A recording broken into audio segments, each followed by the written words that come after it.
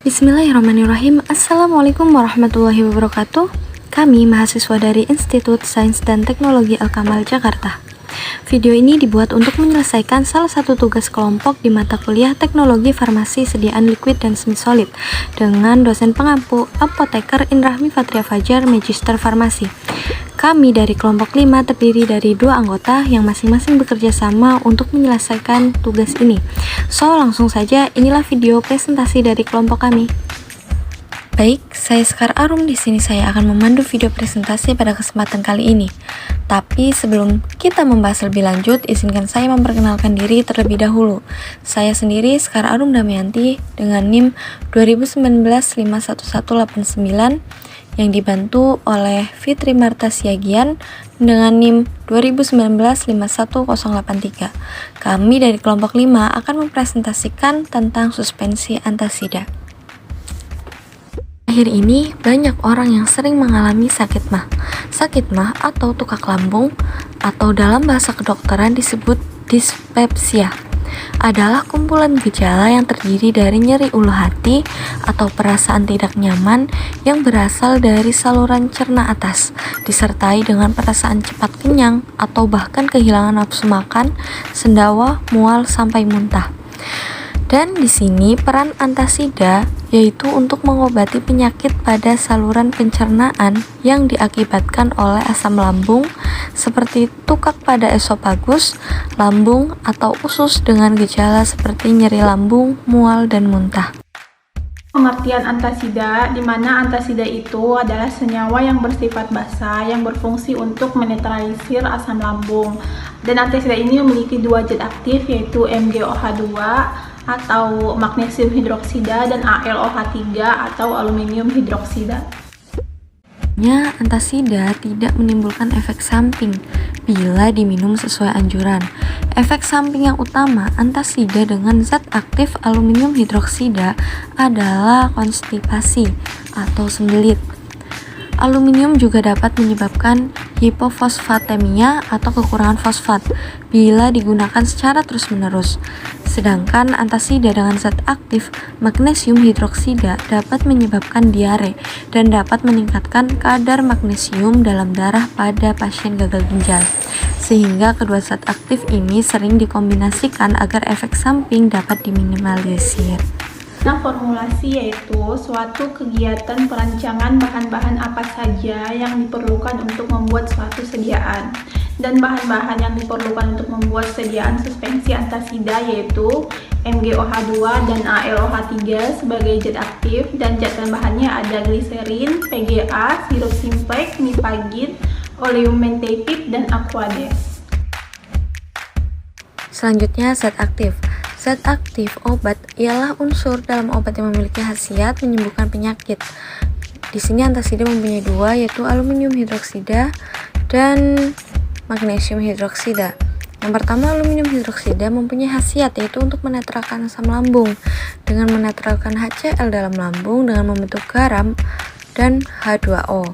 Biasanya dosis yang dipakai di sini sekali pakai itu 500 sampai 1000 mg. Untuk magnesium hidroksida mempunyai khasiat untuk menetralkan asam lambung yang mempunyai dosis biasanya sekali pakai 500 sampai 700 mg. Selanjutnya zat tambahan yang dipakai untuk pembuatan sediaan suspensi antasida. Ada PGA sebagai suspending agent, ada mifagin karena efektif mencegah jamur, ada gliserin sebagai zat pembasah, sirup simplex sebagai zat perasa, oleum mentipip sebagai korigen odoris, dan memiliki sensasi rasa dingin yang disukai oleh banyak orang. Yang terakhir ada aquades, dipilih karena mudah bercampur dengan polar pelarut lainnya. Ialah metode pembuatan. Yang pertama, metode dispersi. Metode ini dilakukan dengan cara menambahkan serbuk bahan obat ke dalam mucilago yang telah terbentuk, kemudian diencerkan. Perlu diketahui juga bahwa kadang-kadang terjadi kesukaran pada saat mendispersikan serbuk ke dalam pembawa. Hal tersebut karena adanya udara, lemak, atau kontamin pada serbuk. Serbuk yang sangat halus mudah termasuk ke udara sehingga sukar dibasahi. Mudah dan sukarnya serbuk dibasahi tergantung pada besarnya sudut kontak antara zat terdispersi dengan medium. Jika sudut kontak kurang lebih 90 derajat, serbuk akan mengambang di atas cairan. Serbuk yang demikian disebut sifat hidrofob. Untuk menurunkan tegangan permukaan antara partikel zat padat dengan cairan tersebut, perlu ditambahkan zat pembasah atau wetting agent. Dan yang kedua ialah metode presipitasi. Zat yang hendak dipresipitasikan dilarutkan dahulu ke dalam pelarut organik yang hendak dicampurkan dengan air. Setelah larut dalam pelarut organik, larutan zat ini kemudian diencerkan dengan larutan pensuspensi dalam air, sehingga akan terjadi endapan halus tersuspensi dengan bahan pensuspensi. Cairan organik tersebut adalah etanol, propilen glikol, dan polyethylene glikol.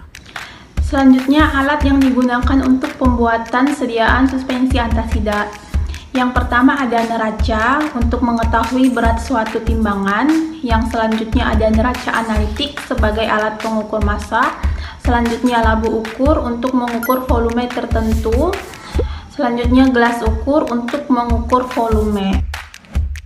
Selanjutnya ada pipet ukur yang berfungsi untuk mengambil larutan dengan volume rendah, biasanya sampai 4 ml. Ada pipet volume yang berfungsi untuk mengambil larutan dengan volume tertentu, biasanya kisaran 5 ml sampai 50 ml. Ada pipnometer yang berfungsi untuk menghitung massa jenis cairan atau larutan. Ada botol timbangan untuk menimbang sampel dan mengetahui bobot konstannya.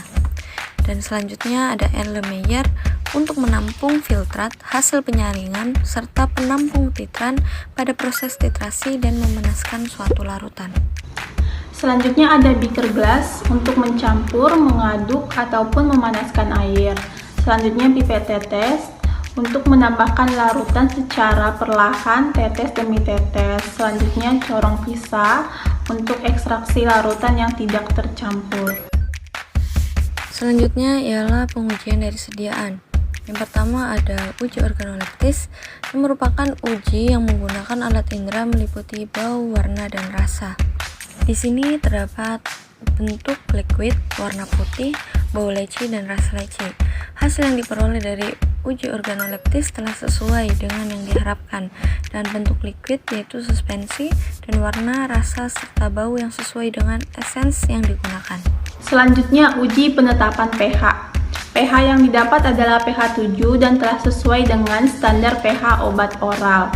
Selanjutnya uji volume terpindahkan. Rumus yang dipakai adalah volume awal dikurang volume gelas ukur per volume awal dikali 100%.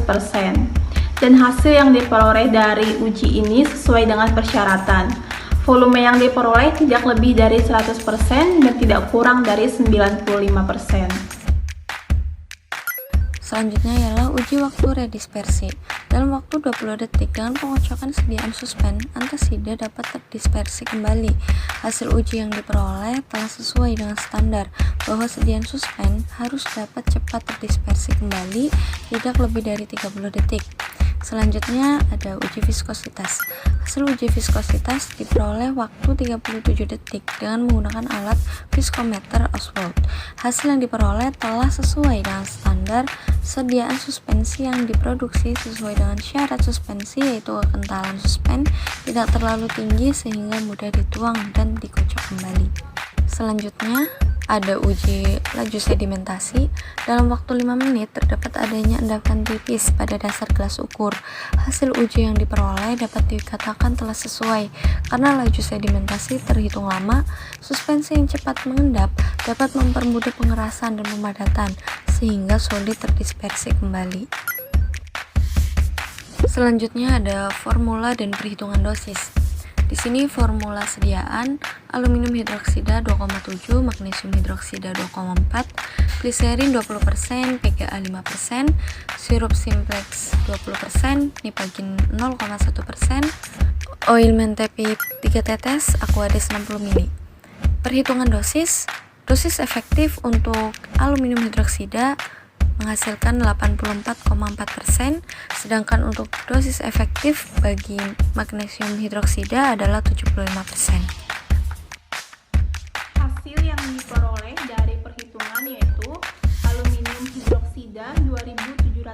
mg, magnesium hidroksida 2400 mg, gliserin 12 ml, PGA 3 gram, sirup sempe 3 gram, oleum mentepip 3 tetes, aquadex 29,84 ml.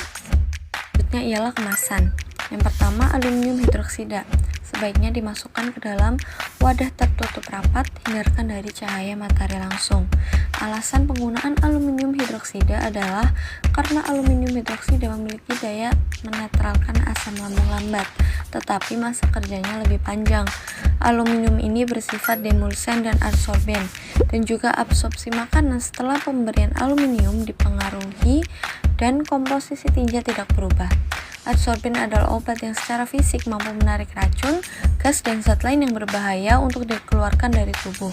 Demulsen adalah obat yang berfungsi sebagai adsorben, disertai efek mengurangi iritasi mukosa saluran cerna. Yang kedua ada magnesium hidroksida.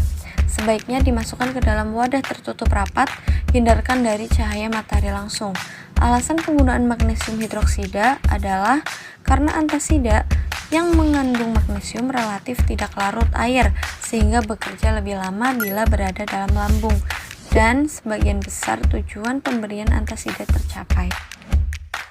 Dan untuk referensi penelitian suspensi antasida ini, kami kelompok 5 temukan dari Ilmu Meracik Obat Teori dan Praktek UGM Yogyakarta dan dari Farmakopeia Indonesia edisi 3 dan edisi 4.